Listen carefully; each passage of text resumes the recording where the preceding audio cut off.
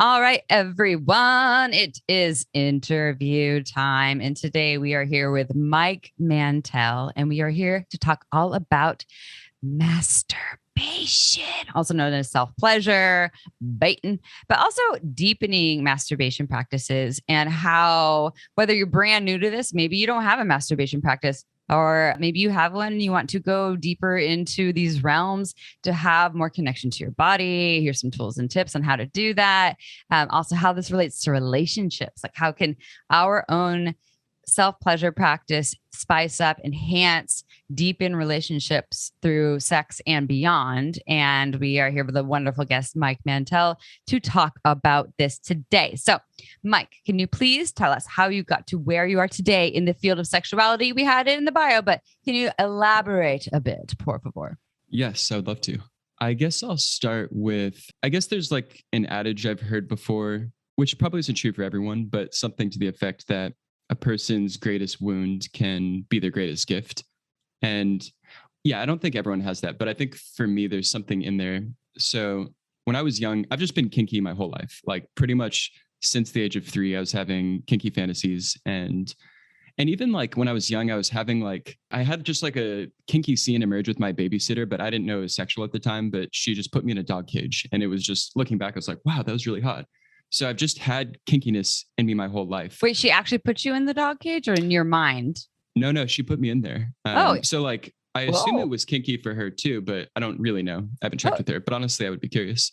Interesting. Okay, I got to press pause on this. I'm so curious about this. So this is like you're a young person and she put you in a dog cage, like as a playful thing, like you were playing, like you were the puppy, I was like or 7, and I was at my friend's house, and his older sister and her friend were babysitting us or like looking after us, and we were wrestling in a way where she was like beating me, and then it was actually the 4th of July, and then while the fireworks were happening, she put me in the dog cage and shut the door. And like looking back, it's like that there's so many psychological dynamics going on. Like I can't see the fireworks and it's humiliating, but it happened very organically. I think in the same way that like 2 kids might just like kiss or just like fall into a sexual dynamic, there was some erotic dynamic that just naturally happened for both of us that I think we were both complicit in. Mm-hmm. Okay. Thank you for that. Yeah, you're welcome. But anyways, all that to say, like I've been kinky my whole life, but been incredibly ashamed of it, at least when I was younger. And there was just like a very small sliver of my sexual expression that I felt permission for, which was like, oh, since I'm in a male body, I can make out with women. That's the only thing that's accessible when I was younger. And so I just like pushed down my kinks and my queerness really, really far. And when I was in college, like I won't go into all the details, but just it was a really rough time. I had this whole private world of looking at my sexual desires on porn. And then I would have connections with women that were drunk and just not pleasurable because I wasn't doing what I wanted. I was following some script that I inherited of what it means to like be the man in college. So it was just rough. It was like every sexual interaction was traumatizing for me, possibly my partners too. And I just kept doing it and fueling it with alcohol over and over while I had these private desires that I wasn't, not only was I not telling other people about them, I wasn't even acknowledging them to myself. Like in my journals, I wouldn't recognize them. So if people said like, Mike, what kind of porn do you watch? It's like, it would like something in my brain would like skip over what was actually happening. That's how deep the shame was. So anyways, that's my backstory of just like very, very, very, very deep shame around my authentic sexuality. And so then in my early 20s, I started to like pop it open a little bit and like went to my first Burning Man and started going to sex parties. And it all just like began to snowball. And I guess my authenticity is so important to me that I haven't been able to stop. And it's like, there's just, for some reason, sex is like something for me personally, where it's like my whole world is in there. And so anyways, that's just led me on this quest to then starting to study Tantra for a bit and do the sacred sexuality thing, and then also do the BDSM thing, and then take some classes on somatic sex education and study queer theory and gender studies. And I'm just the type of person who's like to synthesize things. So I've just been like, at first, necessarily geeking out over sex so that I could have a sex life that was more pleasure than pain, which eventually did happen. But it just started to pick up so much, and it's integrated into like, now I can't stop geeking out because it's such a fundamental way for me to understand myself. So then like maybe 5 years ago, I started leading men's groups. And the idea was to help groups of men work through their sexual shame, because that's what I was doing. So I was just like creating a space that I needed and inviting other people into it. And it was just really beautiful. And then everything just kind of started picking up from there. And it's still like my life's work is continuing to reveal itself to me. But I love bringing groups of people together to create sex positive cultures, because there's so much shame in our mainstream sexuality, and we understand ourselves through our norms. So if we're in a space like this podcast where the norms are like, your desires are beautiful as long as you're in consent, do whatever the hell you want. It's like when you're with people and everyone's believing that, it can overpower the stories and narratives you have on yourself of what's bad or what's good. So anyways, that's why I love group work so much, because culture is so powerful. Yes, Mike. Mm-hmm. We clap, but it would hurt your ears. It would hurt the ears.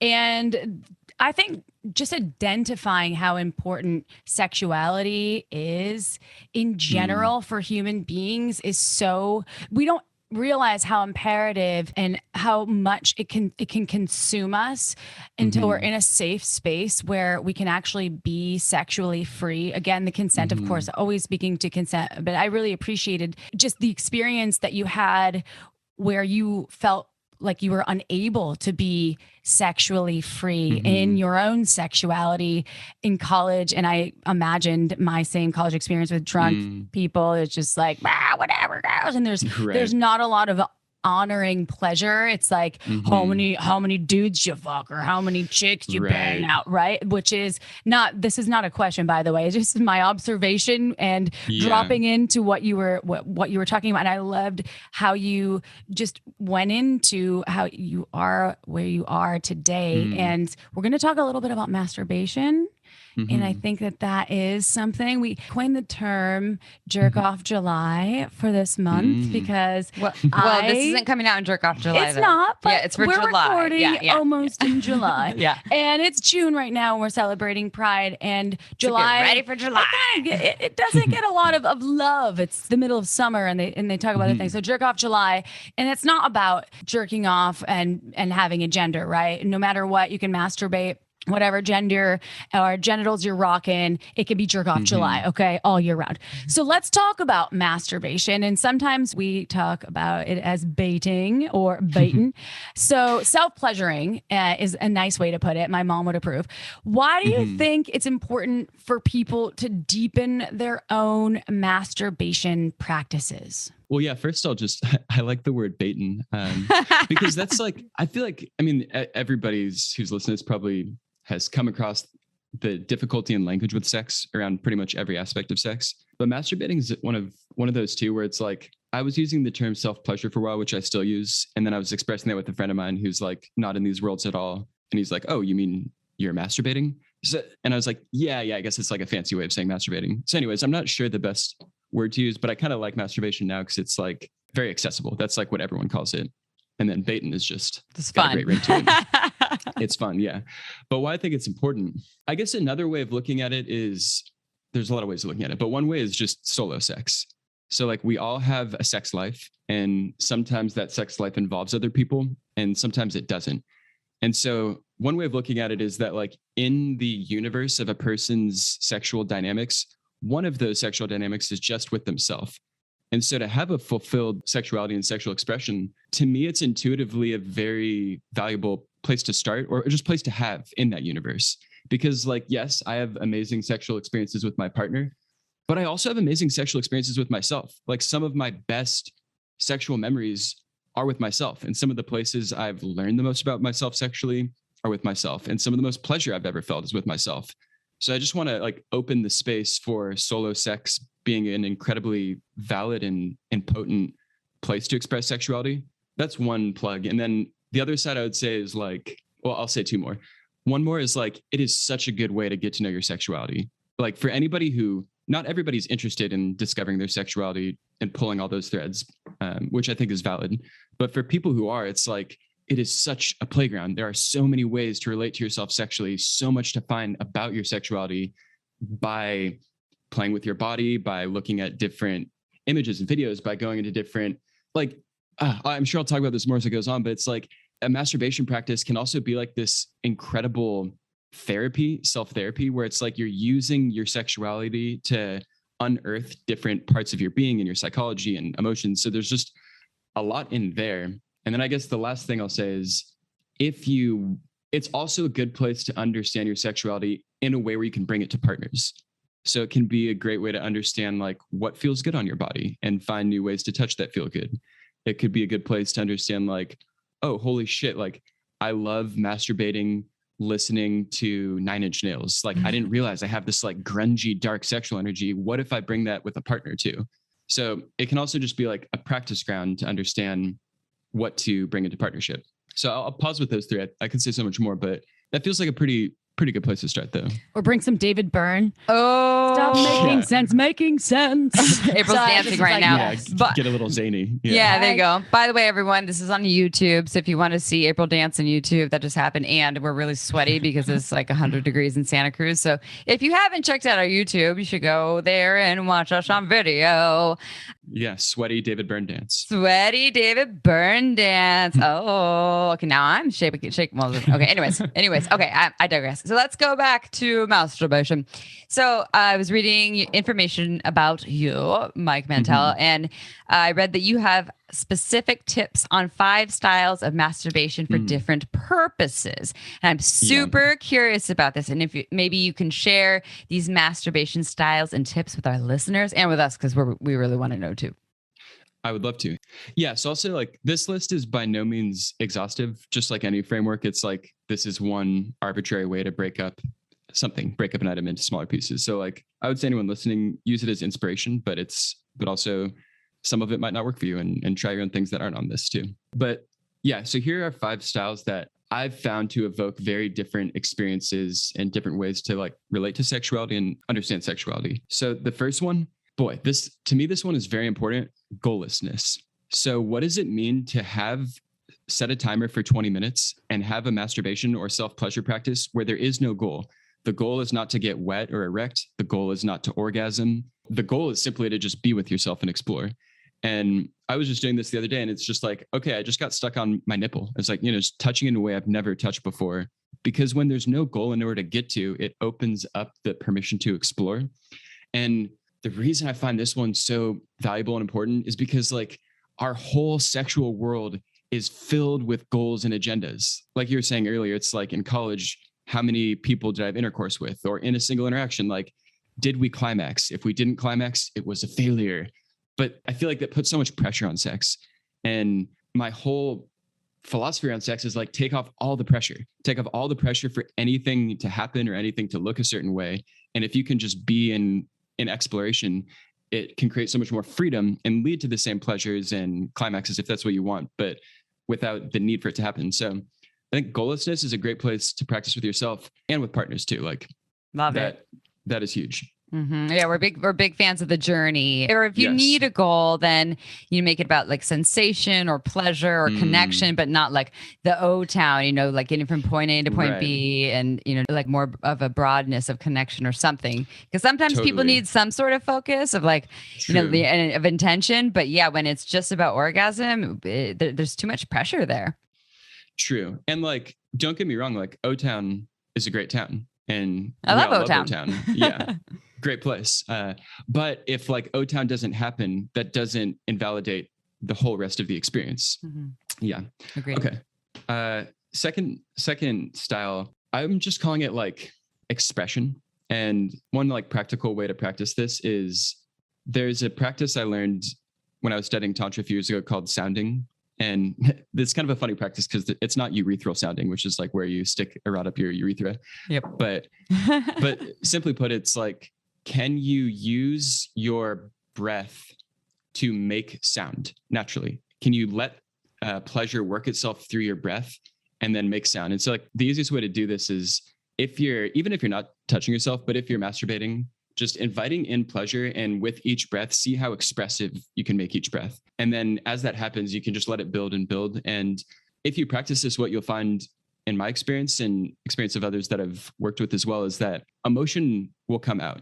And my perception of what's happening here is that like throughout the day, there are so many things that happen to you. Like you're in traffic and you feel this like frustration, but you never really get to express it.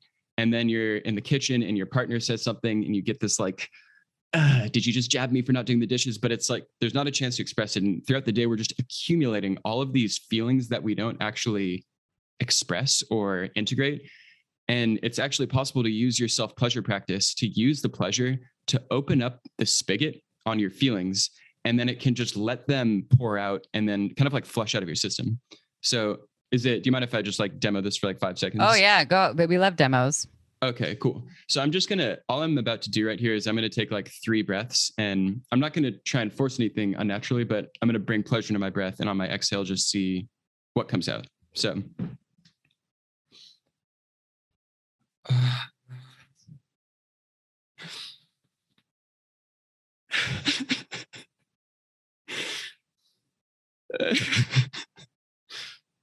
Okay, so like that was all I was trying to do was have pleasure, and I'm not exactly sure what that was, but my guess is I'm carrying a lot of grief at the moment because I'm in the process of moving out, so I have like a bunch of transition happening. So you didn't plan that before, right? You just felt into your body, and that's what naturally came out. And yeah, exactly. I didn't plan that. I just spun. Yeah. I just was breathing and trying to use pleasure to let some emotion come out of me. Yeah, powerful. I want to share. Can I share one piece that I feel that ties into this? Yeah.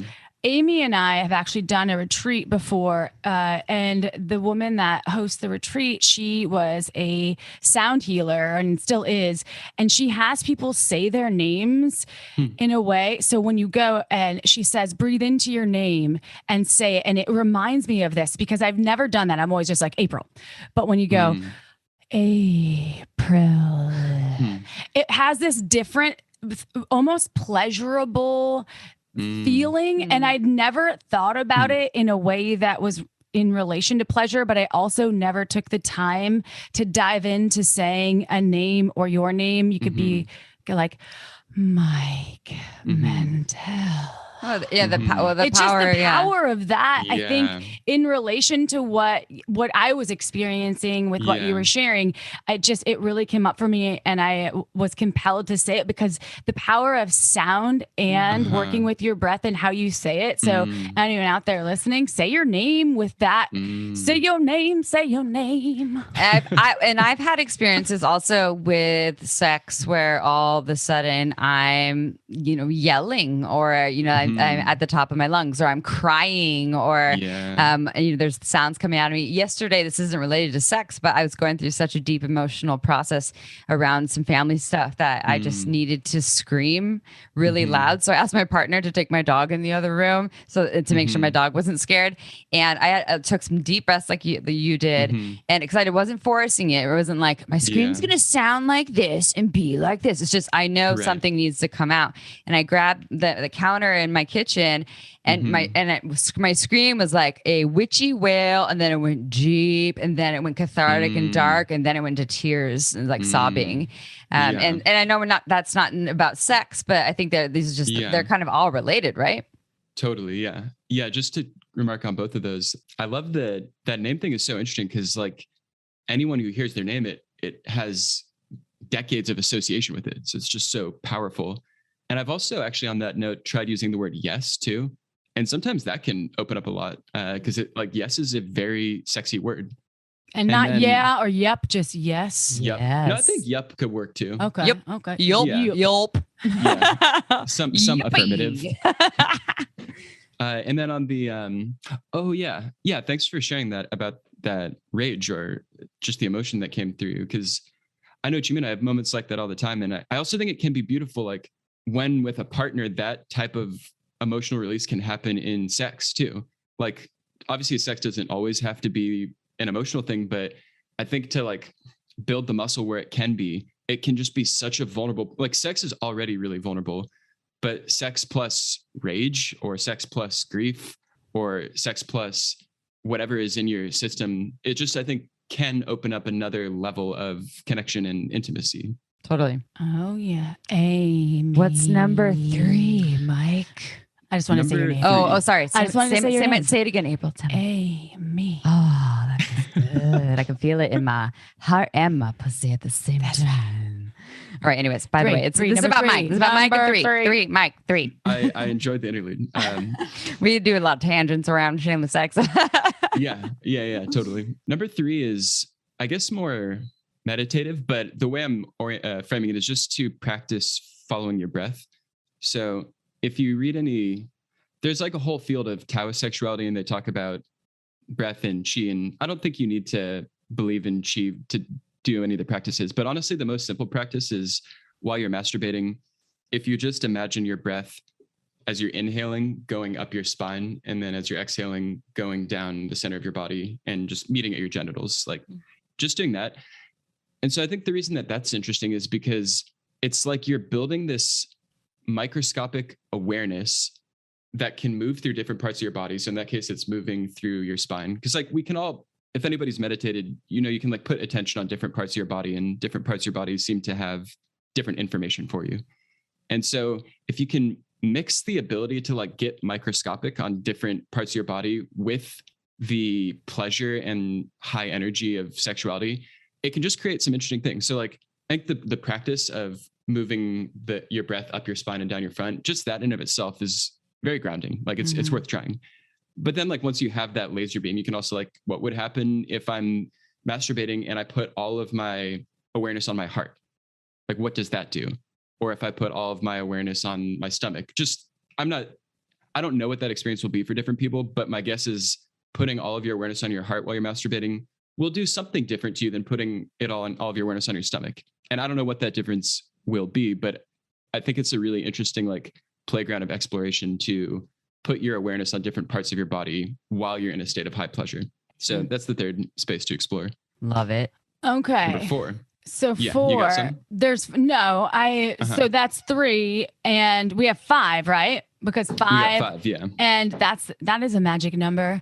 And I just wanted to, I want to make sure that at the end that we Cliff's notes them, because I like to just, right? So just so people. I'm writing them down, everyone. Don't worry. I got this. Amy's writing them down because I need that. I need like a laser pointer. Yeah, this is for April. A PowerPoint. So it's for me. Sorry. This sorry, moment Mike. brought to you by April. And then please continue with 4. Yeah, no, I feel you though. I think that's helpful. Number 4 is to experiment with slowness. And one way of doing this is if while you're masturbating, you put one hand on your perineum between your anus and your genitals, and you just feel how relaxed that part of your body is. And this might be interesting for people because like I think a lot of people, there is a flexing that's happening in your pelvic floor while you're masturbating, or a tension. And I don't think that's bad at all. That can actually create quite a lot of arousal and energy. But if you just notice what happens if you can completely relax your pelvic floor, and what will probably happen is as that becomes relaxed, it will create more and more slowness in your practice. And what's crazy about slowness, it's like slowness is like kind of psychedelic in and of itself, because the slower you go, the more details per second you're noticing. So instead of noticing like 5 details per second, like maybe you're noticing 100 details per second, and then time actually starts to dilate. And what's like remarkable about that is if you're masturbating and like perhaps getting close to orgasm, let's say you're rubbing your clit or the head of your penis or whatever, the slower you go, the less sensation you actually need to experience pleasure. So it's like, for myself, like if let's say I'm like going really fast, and that means I'm like stroking like 5 times a second, but the slower and slower I go, there can be a point where it's like once every 5 seconds, I will just touch the head of my penis with my finger. And that's doing the same amount of sensation as when I'm going fast, but not relaxed. So there's a way that when you're going slow, it can dilate time and actually magnify the amount of sensation that you're giving yourself. So that's just another interesting place to play. And my guess is this took you, so going from stroking, 5 times per second to like now I can touch the head of the penis once every 5 seconds. That took time and practice to get to that place. That wasn't like all of a sudden that magic just happened. Yeah. Thanks for saying that. And same with like when I was doing the sounding little example before too, like that took like years of practice, and outside of just sex too, like years of so much emotional practice. So like, yeah, exactly. And that's why we're talking about masturbation right now, self-pleasure as a practice, and all the tools of like, this isn't something like, all right, I'm gonna do all these things tonight and I got it figured out. This is a practice. This is a lifetime. And then bodies change as we get older, our preferences change, things shift. And so it really is a practice, a lifetime practice, should you want it to be. Not, it's not important to everyone, but yeah, I think that if it is, then there's a lot of really great value into looking at it or approaching it from that way. Okay, what Totally, about yeah. number 5, Five Alive? Like Number Dude, the 5. robot. You guys remember? Anyone? Y'all remember Five Alive, the robot? Anyone? Is that before No. my time? What? You don't know? What is Five Alive? How old are you, Mike?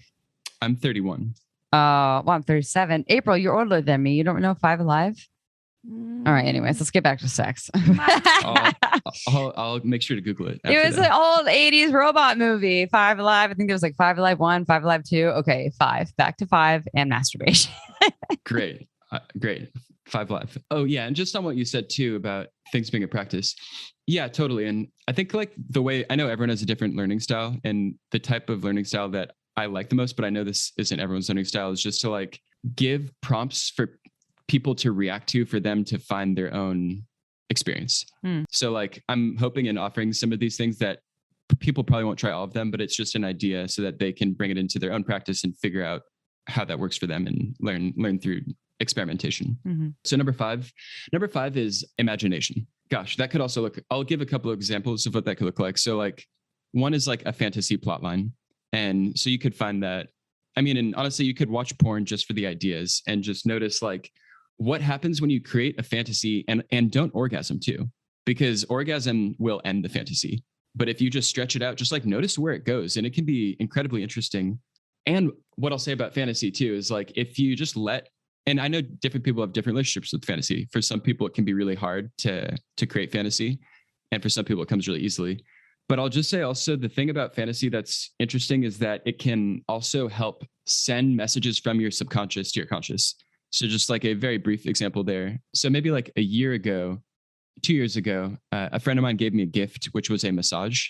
And so I went and I got the massage, and it was from this guy who was a gay man. And I knew he was gay because he had a bunch of gay decor and pictures of Pride and Stonewall and stuff like that in his massage studio. And while I was receiving a massage from him, he didn't ask, but he just started giving me a hand job.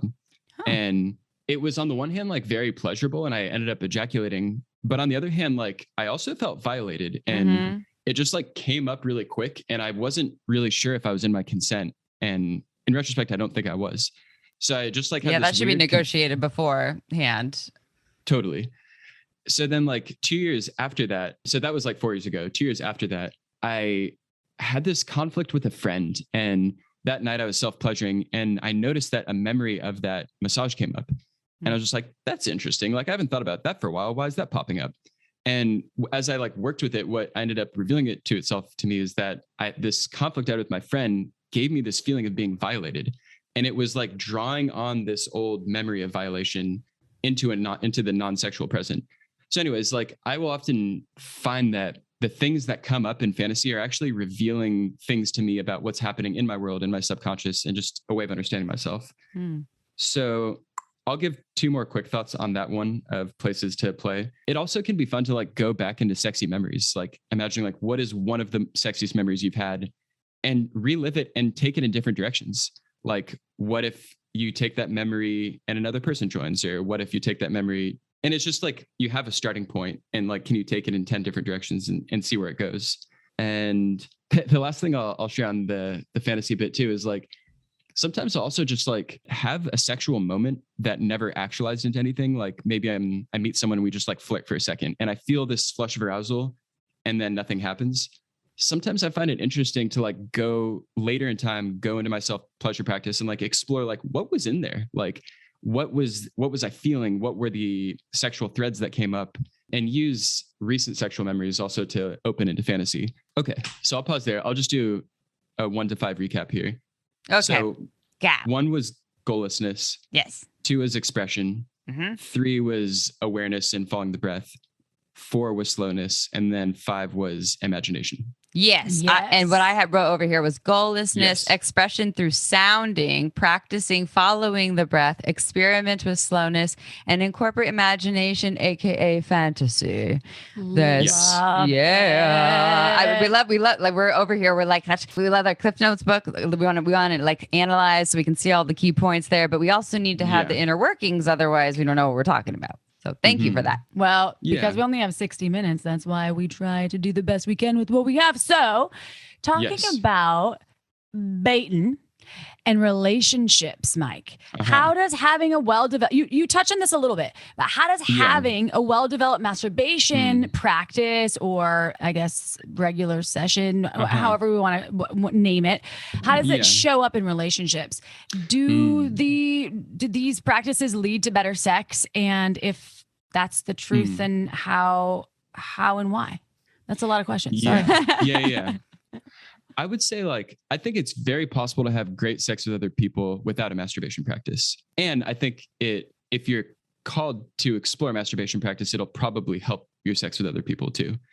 And as I was reflecting earlier today, actually, I was thinking, like, okay, as far as how it leads into other people, like, on the one hand, it's one thing is what we were talking about before. It's like, the better you know yourself sexually with yourself, you can bring that to other people. So the more you know your turn-ons and erotic energy and sexual feelings and emotion and arousal and where your body feels sexual, just like the more you know yourself sexually, you can bring that into partnership. That's one bit. But there's also this sense of, like, let's say I've never used this metaphor before, so I'm not sure if it'll work, a new one. Exciting. A new metaphor, yeah. But like, let's say you play tennis. I like to play sports, so that's what's coming to me. But like, let's say you play tennis. Yes, like one way to, I see where this metaphor is breaking down, but I'm going to run with it. But like, one way to get better at tennis is to just like play people. Like, that's why you do. Well, that's why you play tennis, because it's fun to play people. But if you really want to get into your tennis game, like, it's probably helpful to spend some time by yourself and practice your serve and practice your forehand and whatever it is. The reason, like, I think that is actually true for sexuality, but the reason I was tentative with that metaphor is because it has this weird, like, improvement vibe to it. And I don't think sex has to be something where it's like, I need to get better and make sure my erection can last 3 hours or whatever. But there's just the understanding of your own. I mean, so because I don't know a lot about tennis, but I'm pretty sure each tennis player has their own unique way of approaching tennis, their own. So it's a refined skill. There's not a lot of this when you're watching. She's doing a back and forth thing. Yes. And then what was the sounds? Oh my God. It's so sensual. Yeah. See, sounding. That was point 2. So, but yes, I hear you saying you don't want to generalize it, and yet each person is unique in that. So that totally makes sense to my brain. Right. Yeah. And yeah, I like actually what you put on that, because like, that's something I think about a lot for all aspects of life is style. It's like, I feel like so much of any art form is finding one style. And what a person's style is, like, what is their unique flavor and their strengths and the things that they like and the things they're good at. And I think sex is similar. It's like everyone has their own style. And if you've had different partners in your life, you can feel the different styles on different people. And I do think that practicing with yourself or just being with yourself sexually is a way to cultivate your style. And I'll just give one other thought here this is maybe a bonus, number 6, but also if you do a sexy photo shoot for yourself, is such a beautiful way to cultivate your style, because it means, like, you have to figure out what you feel sexy in. So like, what's the sexual aesthetic that turns you on? And then if you actually put a camera and like pose sexy, it forces you to also just like express what feels sexy. So I guess that's just like one other dimension to opening your sexual style. There's so many parts to sexual style, but I do think the more you've cultivated it, the more you can bring it to partners. And frankly, you find your style through partners also. So it all kind of works in on itself. Which is perfect for this next question that I have for you about, so say April and I are in a relationship. I do this for every podcast now. She hates it and she loves it, but she's getting used to it. So April and we're in a relationship, and we have our masturbation game down. I bait on my own a lot. I get my body, and she baits on her own a lot. She gets her body. And now we kind of went deep in with each other. And I know that you also, in reading information about your work, you talk about containers. And everyone, I'm not talking about plastic containers for your to-go foods, containers in terms of the relationship container, like the bubble that you're in. So can you tell us what a relationship container is and why it's important for connection? Oh yeah. This is something I find just a really fascinating part of connection that feels underappreciated to me. But when I say container, I think like one way of defining it is the ways that you and the people you're engaging with, the agreed upon norms of engagement for some agreed upon amount of time. So like, that's pretty general, but that could look so many different ways. So like, let's say you and April choose to put on a timer for 3 minutes and make eye contact. Let's do it, April. And the agreement is making eye contact and not saying anything and just feeling each other, blah, blah, blah. Like that right there is a container or like a little format of connecting. And that's just one example, but there could be a million examples. Like, for example, this podcast, we are in a container right now. We're meeting for 60 minutes or so. There's certain norms of engagement where you two are asking me questions. Like if I had you on a podcast I had, it would be a different container, but a similar one. So a container is like a way of like breaking up connection and viewing it that way. But the reason it's really powerful is because you can introduce container. That was weird. I got stuck on inch. I was like inch, but I was saying introduce. You can introduce containers into your connection with intention. And that's incredibly powerful because let's say that you and your partner realize you don't feel like your heart connection feels blocked. You notice like, we feel like really cold and I'm not sure what's up with that. There are ways you can create a container to practice your heart connection so that it seeps out into the organic connection. So for example, like if you and your partner are feeling cold, there's so many things you could do. But like one thing is like, okay, what if once a week, every Sunday for 30 minutes, you'll sit down, you'll each say 5 things you like genuinely really appreciate about the other person. And then you'll put your hand on each other's hearts and just breathe into each other's hearts for 3 minutes. And then you'll say, and then maybe like a prompt, like, what do I need to say to feel more clear with you? Something like that. I love that. Like, I want to do that. April, will you do that with me? That would feel so good. Yeah, fine. Fine. She's like, not that. Can we add a coloring book or something? Yeah, but yes. Okay, fine. We can color after. So it's a negotiation. But you're talking about like setting intentions with someone within the space that you are entering. And I interrupted you, but it sounds like if you feel like there's a block there, the more you. My guess is something if you're practicing this regularly, then that will start to kind of clear that block. Right, exactly. So like I just made up that example on the fly around like if what you were working towards was opening your heart connection. But like let's say it could be for anything. And I think the beauty of it is that the more you practice something within a container, it starts to seep out of the container. So like I had a very clear example of this with my partner maybe like a year ago. I remember for some reason we were opening this container where we were just like witnessing each other laugh like manically. And it was like pretty weird, but also an interesting experience of like, all right, I'm going to laugh for 3 minutes while my partner witnesses me. And it was vulnerable for like joy and manicness to be witnessed. But then what ended up happening like later that night, we were just making dinner together. And then my partner just spontaneously started laughing and just, it was like the giggles broke through. And the reason I think that that's just a compelling micro example is because we are practicing something in this specified activity, but it started to seep out into our connection. And so just like talking about sex, if you and your partner feel sexually dry, there are so many ways that I feel myself like getting frustrated at mainstream culture right now because there's this like very pervasive idea that sex has to be organic and all connection has to be organic. All spontaneous. Just exactly. Happens. Uh-huh. It just happens. Yeah. And like, that might be true for some couples, but it's so beneficial in my perspective to have space to meet for something. So like, again, what if once a week you said, okay, we're just going to set a timer for 15 minutes and make out. Nothing needs to happen. We're just going to make out.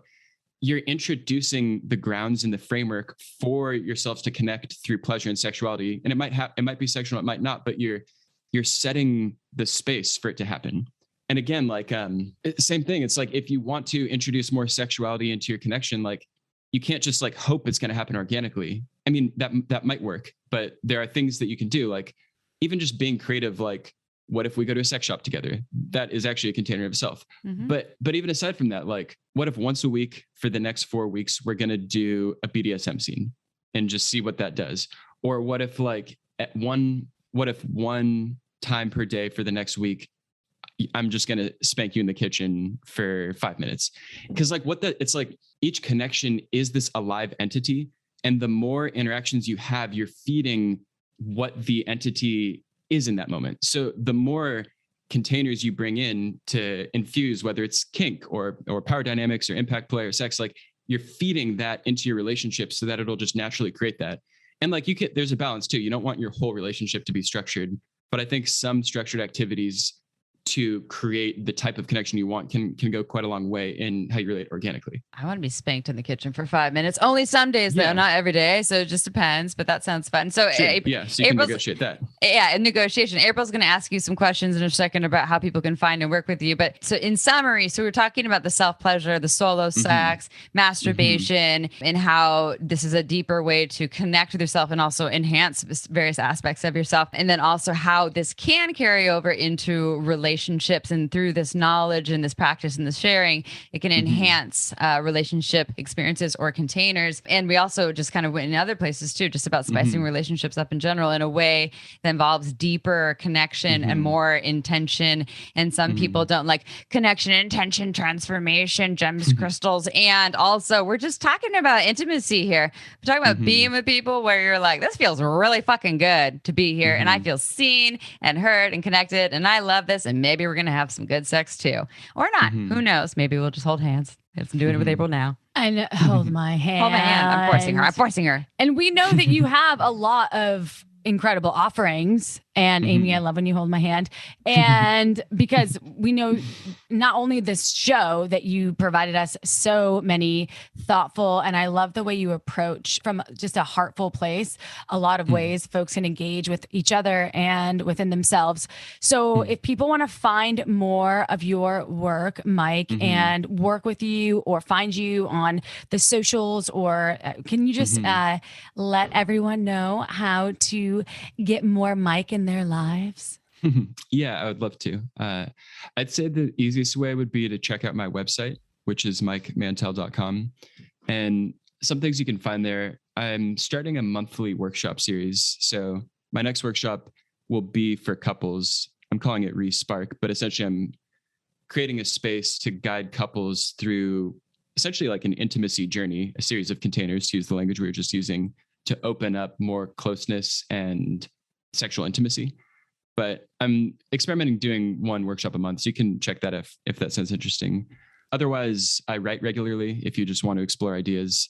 And other than that, I like working with couples and individuals, I guess for different reasons. Like couples I like working with because I like introducing an experimental, explorative mindset of how to just get to know each other and make it playful. Like sometimes relationship can feel so heavy, like we have to feel connected and we have to be soulmates and blah, blah, blah. But I think there's so much beauty that can come from like, what if this is just an exploration of how to be with each other? What if this is all just a way to experiment of how to get to know each other and how to feel closer more? So I like bringing that attitude in. And then lastly, with individuals, I just feel like based on what I was sharing earlier on my own journey, I feel so much compassion for people who are experiencing sexual confusion or difficulty with identity or shame, that for folks who just need support figuring out like what the hell is going on in their sexuality, I just feel so privileged to be able to be a space for people to talk through that. Yeah. So I'll leave it at that. And we'll have the links in the show notes. And when you say couples, I assume it's of all orientations, genders, in preferences and interests, et cetera, that you are someone that works with all kinds of folks, correct? Oh, yeah. Yeah. Thanks for clarifying that. Yeah, I totally all gender orientations and whatever couple means, means to each person, or maybe a throuple. I don't know. Maybe we got a throuple. Yeah, throuple. Maybe we got or a quadruple. Quadruple. What about 5? What do we call that, Chip? Quintuple. Oh, Mike wins. It's a sextuple up, and when it's 6, right? What about 10? Yeah. We don't know. All right. Anyways. Wow, you're so good at this. You and April would get along so well. She's really good with state capitals and what's the other one that you're really good at? Animal group names. Animals. We're not going there. We only have a short amount of time. All right. Anyways. And you said your website, is it your name, MikeMantell.com? Is that? Yeah, that's correct. Okay. And Mike and Mantell, well, you'll obviously be able to go to shamelesssex.com to find the links. But Mantell is spelled Mantell, right? That's right. Yeah. Okay, 2 cool. L's. 2 L's. And my name has 2 L's. Oh, it has several L's. Thank you, Mike. You're welcome. Mike, man. Thank you, Tell. April. That's nice. It actually is quite relieving to say names like this. And I want to practice that more often. And thank you, Mike, for sharing all of this wisdom with us. And not only do we cover self-pleasuring. And I prefer just calling it Batin. So can't lie. I like calling it Batin. And also though, spicing up your own sex life, whether you're with in partnership or you're on your way to partnership, or you want to just learn how to spice up your own partnership with your pussy or genitals or whatever you're rocking. So thank you, Mike. And to all of us out there that want to share the shameless sex love with us, and let us know how much you love us, because if and when you give us the stars on Spotify and on iTunes, it helps more people find folks like Mike and our work, because we have 308 episodes total. I just looked the other day with our bonus episodes. Wow. So there is bound to be something and someone out there that can help you have the sex and the pleasure and the desire and find your way in this world to help you navigate. So go ahead, give us more stars. It just helps more people find us. We love those stars. And we launch a new episode every Tuesday, y'all. So see you next Tuesday. Thank you for being part of the Shameless Sex Revolution. Ciao for now.